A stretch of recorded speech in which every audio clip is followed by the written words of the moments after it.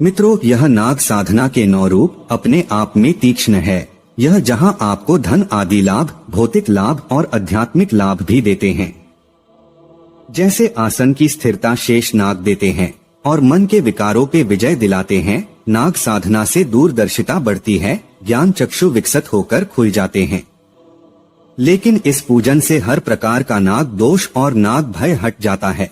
यह बात मैं पूरे विश्वास से कहता हूँ, क्योंकि यह पूजन मैंने सैकड़ों लोगों को कराया है और उनके नाग दोष का शमन किया है। नाग पूजन इसलिए भी देना उचित समझता हूँ क्योंकि आगे आने वाली नव नागों की साधना में यह पूजन आधार स्तंभ का काम करेगा। यह हर साधना में आएगा और अगर आप कुंडली में नाग दोष की वजह से परेशान हैं, तो भी यह पूजन करें, इससे आपको पूर्ण लाभ मिलेगा। जो साधक साधना करना चाहते हैं वो इस नाग पूजन को साधना के वक्त करें। जो सिर्फ कुंडली के दोष निवारण के लिए करना चाहते हैं उन्हें चाहिए कि नव नाग का निर्माण करें या बाजार से पूजा की दुकान से नाग खरीद लें, जिसमें 2 सोने के नाग छोटे छोटे सुनार से लें और 2 चांदी के सर्प लेने हैं, 2 तांबे के, 2 सिक्के के मतलब लेड के, 1 आटे को गूंथकर उसका 7 मुख का नाग बना लें। उस नाग को थोड़े गरम घी में भिगोकर उस पर सफेद तिल लगा दें जो पूरे नाग पर लगे हों। उसके फन पर या उस पर 7 कौड़ी रख दें। उसे कुशा के आसन पर रखें या एक केले का पत्ता लेकर उस पर थोड़ी कुशा बिछाकर उस पर रख दें जो वेदी के ऊपर रहेगा। इसके साथ ही जमीन पर रेत बिछाकर एक पूजन वेदी का निर्माण करें और उसमें नवग्रह मंडल और नाग पीठ का निर्माण करें। नाग पीठ में मध्य में एक अष्टदल कमल बनाएं और उसमें जो नाग आप बाजार से लाए हैं उन्हें एक पात्र में स्थापित कर देना है। और नवग्रह यंत्र का निर्माण भी आटे और हल्दी की मदद से बना लेना है। उसी पीठ में स्वस्तिक बनाकर श्री गणेश की स्थापना करनी है। साथ ही ओम, शिव, षोडश मातृका, पितृदेव, वास्तुदेव आदि का स्थापन करना है। सबसे पहले कलश आदि स्थापित कर गुरु पूजन करें, फिर गणेश, ओंकार, शिव, षोडश मातृका और नवग्रह, पितृदेव और वास्तु देवता का पूजन यथा योग्य सामर्थ्य अनुसार करें। फिर प्रधान देव पूजन करें। ध्यान करते समय इस मंत्र का उच्चारण करें। अनंत पद्म पत्राथम फणान्नेतोज्ज्वलम दिव्यांबर धरम देवम रत्न कुंडल मंडितम नानारत्न परीक्षितम मकुटम उतिरंजितम फणामणि सहस्रोदय रसंख्य पन्नगोत्मे नाना कन्या सहस्रे समन्ता परिवारितम दिव्याभरण दीप्तागम दिव्यचंदन चर्चितम कालाग्निमित दुर्धशर्म तेज सादित्य सन्निभम ब्रह्मंडाधार भूतम त्वाम यमुनातीर वासितम भजेहम दोष शंत्यत्र पूजे कार्य साधकम आगच्छ काल सर्पख्या दोष आदि निवारे। आसन मंत्र। नकुलाधिपम शेषम शुभ्र कच्छप वाहन नानारत्न स्मायुक्तम आसन प्रतिगृहाता। पादम मंत्र। अंतप्रिय शेषम च जगदाधार विग्रह पादम ग्रहणमत्यात्वं कादर्वे नमोस्तुते। अर्घ्य देने का मंत्र। काश्यपेयम महाघोरम मुनिभिवर्दितम प्रभो अर्घ्यं गृहाण सर्वज्ञ भक्तय मां फ्लंदया। आचमनी करने का मंत्र। सहस्रफ नरूपेण वसुधाधारक प्रभो गृहाणाचमनम दिव्यम पावन च सुशीतलम। पंचामृतम स्नानम पंचामृतम गृहाणेदम पावन स्वभिषेचन बलभद्रावतारेश शेय कुरु मम प्रभो। वस्त्र अर्पण मंत्र। कौशे युग्म देवेश प्रीत्या तव मयार्पितम पन्नगाधीश नागेंद्र तचर्य शत्रो नमोस्तुते। यज्ञोपवीतम मंत्र। सुवर्ण निर्मितम सूत्रम पीतम कंठोपाहारकम अनेकरत्न संयुक्तम सर्पराज नमोस्तुते। अथ अंग पूजा मंत्र। अब चंदन से अंग पूजा करें। सहस्रफनाधारिणे नमः पादौ पूजामि अनंताय नमः गुल्फौ पूजामि विषदंताय नमः जंधौ पूजामि मंदत्ते नमः जानु पूजामि कृष्णाय नमः कटिं पूजामि पित्रे नमः नाभिं पूजामि श्वेताय नमः उदरं पूजामि उर्गाय नमः स्नो पूजामि कलिकाय नमः भुजौ पूजामि जम्बूकंठाय नमः कंठं पूजामि द्विजिह्वाय नमः मुख पूजामि मणिभूषणाय नमः ललाटं पूजामि शेषाय नमः सिरं पूजामि अनंताय नमः सर्वांगान पूजामि। गंध अर्पित मंत्र। कस्तूरी कर्पूर केसराढ़्यं गोरोचन चागर रक्त चंदनम श्री चंद्राढ़्यं शुभ दिव्यं गंधम गृहाण नागाप्रिय मयार्तितम।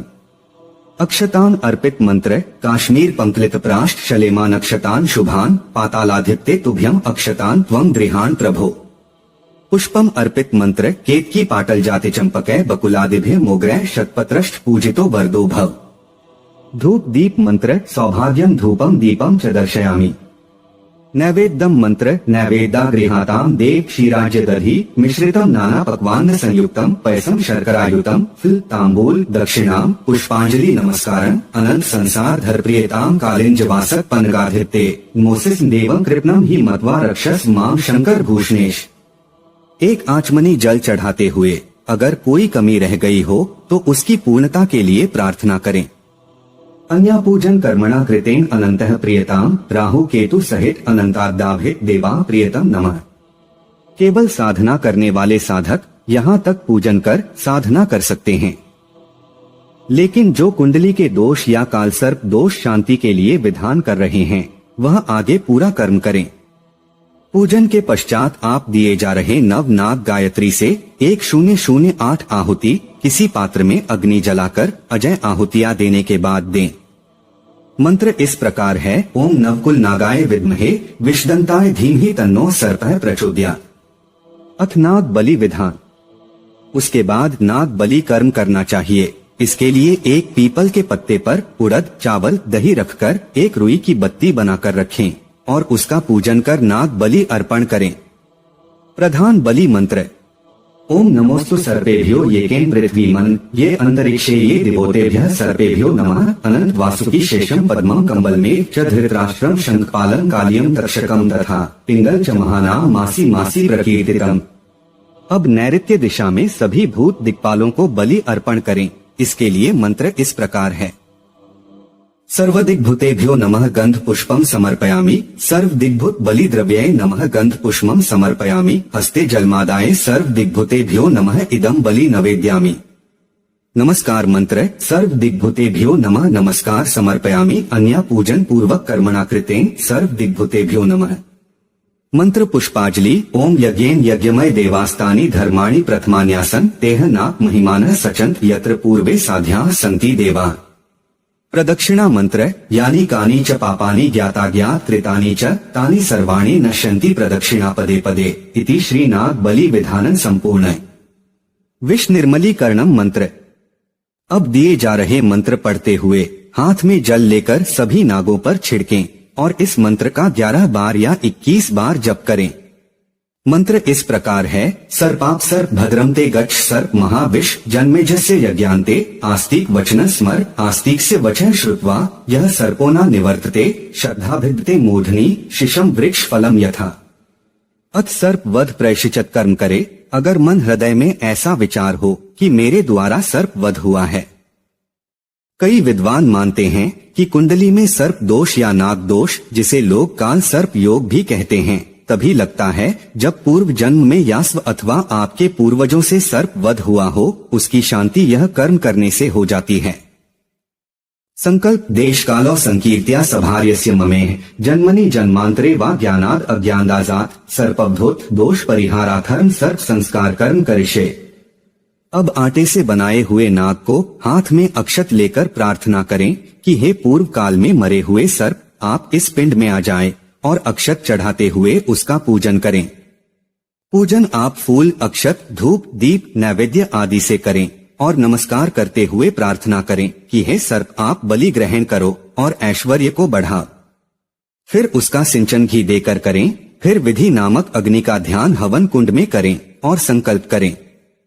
संकल्प में अपना नाम व गोत्र बोलें और कहें, इस सर्प संस्कार होम रूप कर्म के विषय में देवता के परिग्रह के लिए अनुवाधान करता हूँ।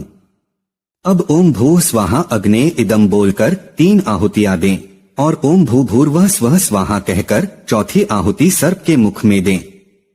फिर सुरवे में घी लेकर सर्प को सिंचन करें। गायत्री मंत्र पढ़ते हुए जल से पोषण करें और दिए जा रहे प्रार्थना मंत्र को ध्यान पूर्वक पढ़े। जो अंतरिक्ष पृथ्वी स्वर्ग में रहने वाले हैं उन सर्पों को नमस्कार है। जो सूर्य की किरण जल इसमें विराजमान है उनको नमस्कार है। जो यातुधानों के वाण रूप है, जो वनस्पति और वृक्षों पर सोते हैं उनको नमस्कार है। हे महाभोगिन रक्षा करो, संपूर्ण उपद्रव और दुख से मेरी रक्षा करो।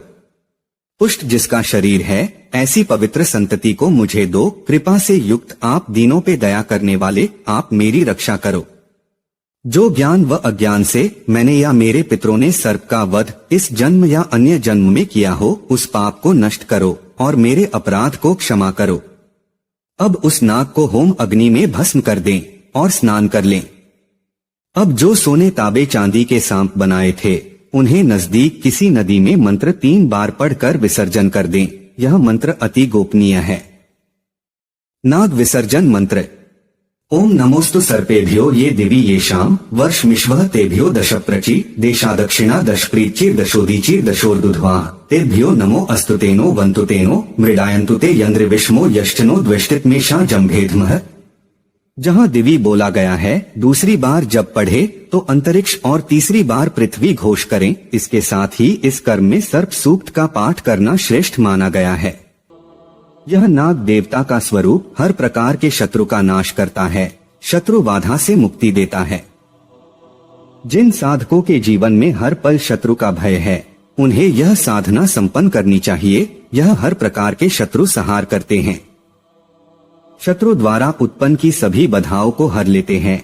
यह एक बहुत ही तीक्ष्ण साधना है, इसलिए यह साधना साधकों को पूर्ण सावधान होकर ही करनी चाहिए। नवम है कालिया नाग। यह नाग देवता का स्वरूप हर प्रकार की तंत्र बाधा दूर करता है।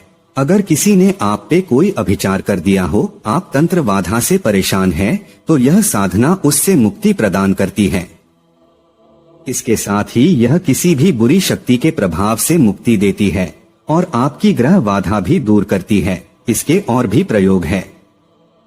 अगर काली नाग को किसी पे छोड़ दिया जाए तो वह उसका नाश कर देते हैं और शत्रु की हर प्रकार की प्रगति को भी रोक देते हैं। अगर शत्रु ने आप पर कुछ किया है तो उसकी सजा उसे दे देते हैं।